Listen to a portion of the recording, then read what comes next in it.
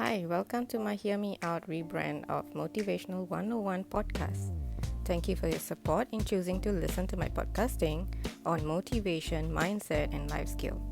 I'm happy to contribute my sharing from various resources that includes my own research findings, creditable podcasts that I listen to, books that I read, and some of my own experience compiled to help you relate, be inspired, and move forward in life.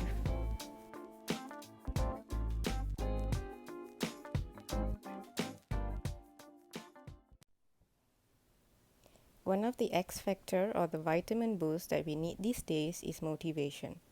The boost and drive to just get about anything that you plan to do.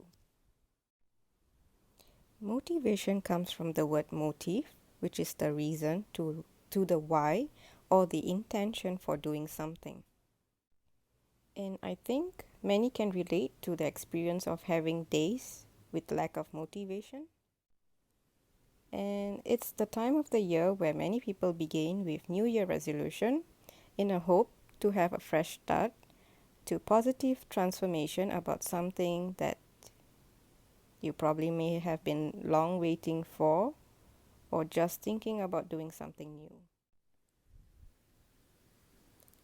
It's quite common that we usually begin with a blast of enthusiasm and energy, but eventually decline to lack of motivation to sustain, and this results in experiencing relapse of old habits. Sounds familiar, I know, because I've been there and done that before. And I would safely say that I've tried many ways that didn't work but somehow managed to find my way through to keep my motivation going.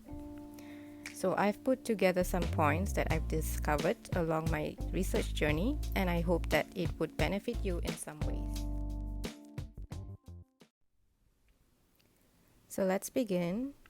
The doubts in yourself and your abilities. I think that's the first motivation killer that leads to procrastination for you to even begin with.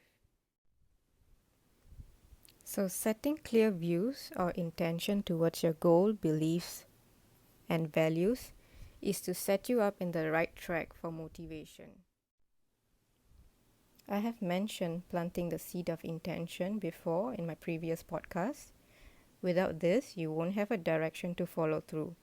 So especially when you have to deal with various situations in the day and we have our emotions and mental well-being to race with. And if you're not aligned with your intention, that could easily put you off track, especially when you face difficult moments. The next point, my favorite, and that is to do it out of love for what you have planned to do. Love means passion, right? So it's like you are in a relationship with your goal that builds the commitment with your motivation.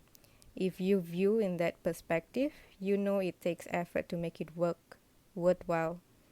Making your goals work out of passion is different from doing it for attention.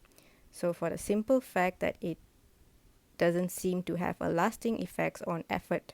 So eventually motivation dies off.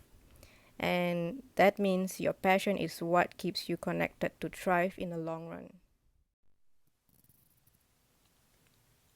Increased dose dopamine, known as the happy neurochemicals in our brain. It's something I learned of lately that is actually responsible for the drive in motivation, enthusiasm, and focus. I don't want to run a biochemistry class now, so I encourage you to read on them to see how it works. In the process of working towards your goal, there are huge possibilities of encountering burnouts, especially when you're overwhelmed with other commitments. And if you're exhausted and empty, there's nothing to possibly give, which results in burnout. So finding the balance is crucial. And one practical way for that is breaking your big goals into small achievable goals. Of course, it includes taking a breather whenever it is needed. So recognizing those excuses, generally humans are prone to excuses and complaints. That's nature, and we are not perfect beings. But we can become aware of those patterns from the excuses and complaints we make.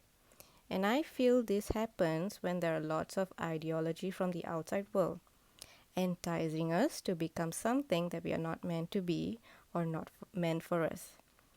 So it puts us in the position of unrealistic plan, and when something doesn't go accordingly, we end up saying excuses, and that eventually kills motivation. Of course, there's nothing wrong in dreaming big, but being realistic is what keeps you going. So, to understand what motivates you, you first need to understand two things. One is knowing your basic needs are met, which is satisfying your intrinsic motivation, that is your internal motivation. And two is defining your values, which is harnessing from your chosen interests that you enjoy doing. And that is the basis of your value from why you do what you do throughout your lifetime.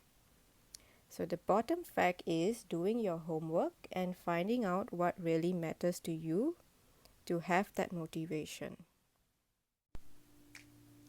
So, that's my best Hear Me Out facts that I have just shared with you. Till the next time, I'm Jacintha Stevens signing off.